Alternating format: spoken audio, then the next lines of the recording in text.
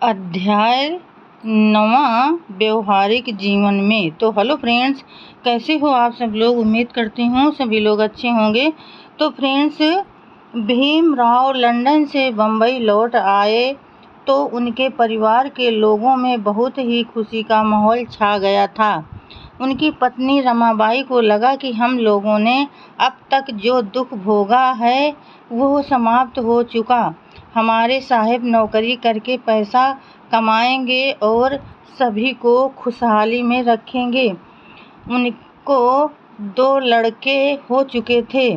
पहला लड़का यशवंत था।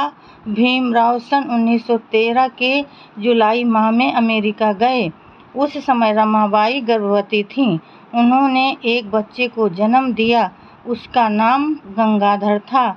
जन्म के 1.5 साल बाद ही उसका देहांत हो गया। नारी हृदय में पनपने वाली भाविक कल्पनाओं के बारे में मधुर आशा रमाबाई को भी लग रही थी कि मुझे और भी बच्चे होंगे और हमारा घर संसार सुख सुविधाओं से भरपूर होगा। इधर भीमराव इस बात से दुखी थे कि मुझे अपनी पढ़ाई अधूरी छोड़कर बीच में ही लौटना पड़ा।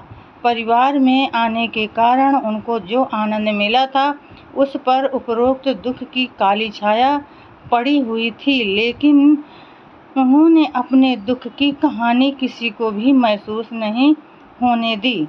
भीमराव ने महाराज सयाजीराव गायकवाड़ को पत्र लिखकर पूछा था कि मुझे बड़ौदा में किस प्रकार की नौकरी करनी पड़ेगी और मुझे उस नौकरी पर कब उपस्थित होना होगा।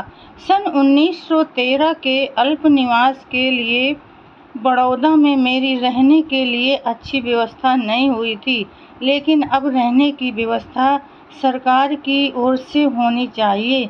इस प्रकार का अनुरोध भीमराव ने उस पत्र के माध्यम से किया था। भीमराव का वह पत्र सही अधिकारी के पास गया। उस पत्र का भीमराव को उत्तर आया कि आप तुरंत बड़ौदा चले आइए।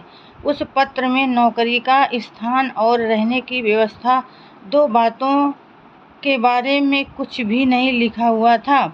जब भीमराव लंदन से बम्बई आए उस समय उनके पास बड़ौदा के यात्रा खर्च के भी पैसे नहीं थे।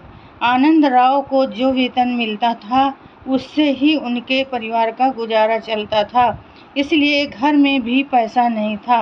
उन्होंने लंदन से निकलने से पहले अपनी 200-300 किताबें और अन्य सामान बीमा कराकर अपना सारा सामान Thomas Cook and Sons company को दे दिया था।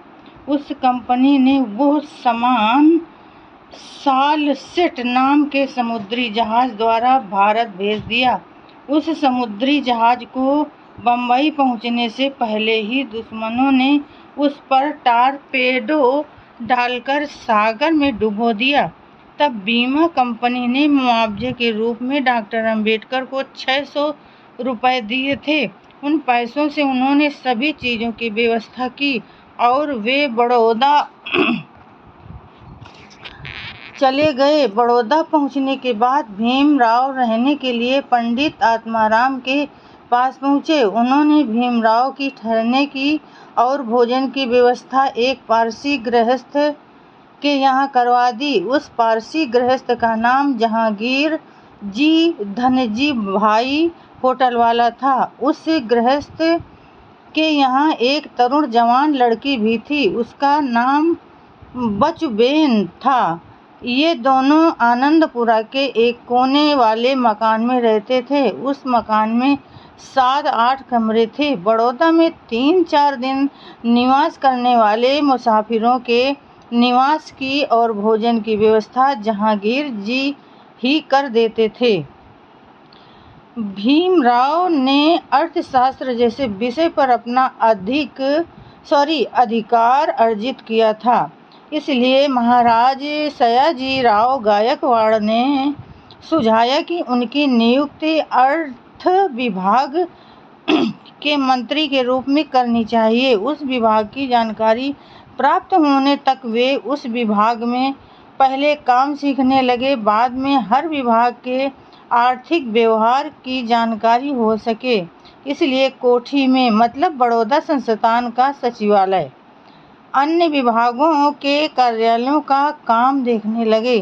कोठी के कार्यालयों में 2 अधिकारी ऐसे थे जो विदेश से पढ़कर आए थे, लेकिन भीमराव की डिग्रियां उनसे बहुत ज़्यादा थीं। सभी विभागों के काम की जानकारी पूरी होने के बाद भीमराव बड़ौदा संस्थान के अर्थ मंत्री होने वाले थे। उनकी इस प्रकार की नियुक्ति की घोषणा होने तक भीमराव को महाराजा गायकवाड़ के मिलिट्री सेक्रेटरी के रूप में नियुक्त किया गया। वेतन प्रतिमाह 125 रुपये था। जब वे अलग अलग विभागों के कार्यालयों में काम कर रहे थे, तब उनको उनके हाथ के नीचे काम करने वाले लोगों से काफ़ी परेशानी का सामना करना पड़ता था। अछूत जाति के व्यक्ति को हम पर अधिकारी नियुक्त किया गया है, इस बात से सभी छोटे बड़े सवर्ण हिंदू कर्मचारी अपने आप को लांछित व लज्जित महसूस करने लगे थे और उन्होंने भीमराव को सताने परेशान करने के लिए कमर कस ली थी। वे लोग भीमराव का आदेश नहीं मानते थे। वे लोग कोई भी पेपर और फाइलों को भीमराव की टेबल पर दूर से फेंक ही देते थे और भीमराव के हाथ का स्पर्श न हो इसलिए दूर ही खड़े रहते थे। वे लोग अछूत जाति के लोगों को अपमानित करने वाली बातें इस तरह जोर जोर से करते थे कि भीमराव सुन सकें और परेशान हो सकें। कोठी के अधिकारियों का एक क्लब था। कोठी में आने के बाद भीमराव नियमानुसार क्लब के सदस्य हो गए थे। अपने अपने कार्यालयों से निकलने के बाद जब अधिकारी क्लब में जाते थे, चाय लेते थे और टेनिस, ताश, पत्ते आदि खेलते थे। जब भीमराव शुरू क्लब गए, तब उनको सभी ने अन्य सदस्यों की तरह बर्ताव करने दिया गया, लेकिन 4-5 दिनों बाद उनको अन्य सदस्यों की ओर से यह कह दिया गया कि उन्हें एक कोने में बैठना चाहिए और एक मुस्लिम चपरासी उनको ऊपर से चाय और नाश्ते की चीज़ें देगा और उन चीज़ों को भीमराव को बेहिचक स्वीकार करना होगा। उन्होंने भीमराव को